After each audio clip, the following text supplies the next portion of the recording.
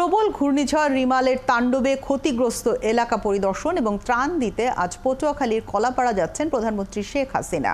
রাজধানীর তেজগাঁ বিমানবন্দর থেকে হেলিকপ্টারে দুর্গত এলাকার উদ্দেশ্যে রওনা হবার কথা রয়েছে তার। হেলিকপ্টার থেকে দুর্গ কবলিত মঠবাড়িয়া এবং পাথরঘাটা এলাকা পরিদর্শন করবেন প্রধানমন্ত্রী।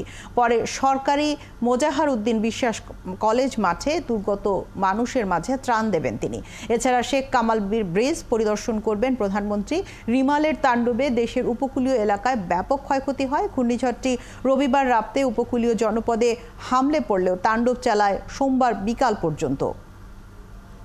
প্রধানমন্ত্রী দুর্গত এলাকা পরিদর্শনের আরো খবর জানবো। আমাদের সাথে সহকর্মী সৌমিত্র মজুমদার এই মুহূর্তে যুক্ত হচ্ছেন।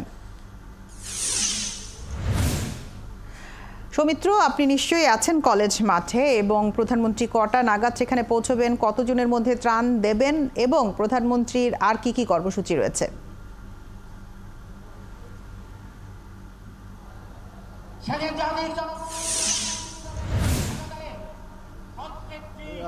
ঘূর্ণিঝড় রিমাল চলে গেছে, কিন্তু তার ক্ষত আমরা দেখছি ঝুমুর পুরো উপকূল জুড়ে, এবং উপকূল একেবারে লণ্ডভণ্ড করে দিয়ে গেছে এবং লাখো মানুষ একেবারেই বলা চলে যে পথে বসার মতো অবস্থা।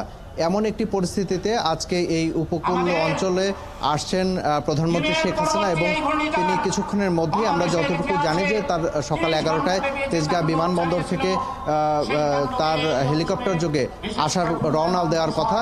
হয়তো কিছুক্ষণের মধ্যে তিনি রওনা দেবেন এবং সে খবরটি আমি জানাতে পারবো।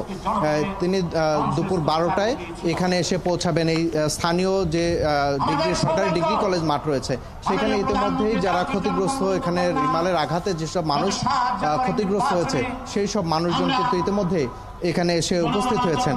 এবং প্রাথমিকভাবে তিনি হেলিকপ্টারে এসে প্রথমে ঢাকা থেকে উড়ে এসে তিনি বরগুনার পাথরঘাটা এবং পিরোজপুরের মঠবাড়িয়া দুটি জায়গায়, যে জায়গাগুলো সবচেয়ে বেশি ক্ষতিগ্রস্ত হয়েছে বলে বলা হচ্ছে, সেই সব জায়গাগুলো তিনি উপর থেকে দেখবেন, অর্থাৎ হেলিকপ্টার থেকে তিনি সেই সব জায়গাগুলোতে দেখবেন।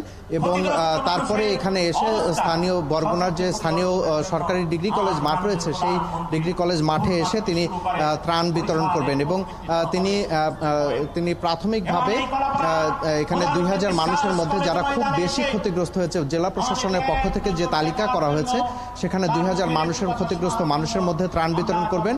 এবং প্রতীকী হিসাবে তিনি 20 জনের হাতে ত্রাণ তুলে দেবেন, যেগুলোতে চাল রয়েছে, শুকনো খাবার রয়েছে। এবং এখানকার স্থানীয় যারা বাসিন্দারা যারা রয়েছেন, যারা ক্ষতিগ্রস্ত হয়েছেন, তারা যেটি বলছেন যে সাম্প্রতিক সময়ে যে ঘূর্ণিঝড় রিমাল আঘাত এনেছে, তাদের এরকম মনে পড়ে না যে তাদের সময়ে এইরকম জীবদ্দশায় এত সৌমিত্র, আপনি বলছিলেন যে প্রতীকী হিসেবে 20 জনের হাতে ত্রাণ তুলে দেওয়া হবে, কিন্তু তিনি যাওয়ার পর আর কতজন ত্রাণ পাবেন, সেই ত্রাণে কি বা থাকবে? কেন্দ্রীয় কমিটির প্রতিষ্ঠাতা সাবেক সফল সভাপতি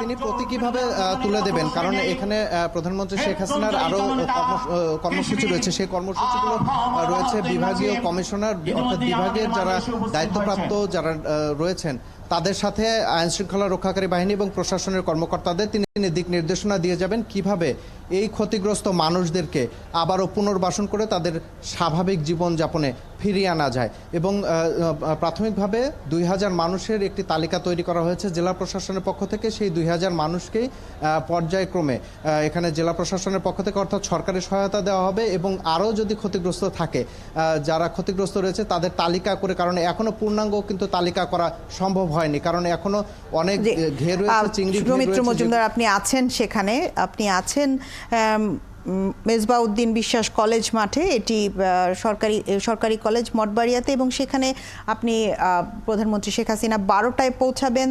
তার আগে নিশ্চয়ই ত্রাণ যারা নিতে এসেছেন তাদের সাথে আপনার কথা হবে, পরবর্তী সংবাদ সংযোগে জানবো সে বিষয়ে আরও বিস্তারিত।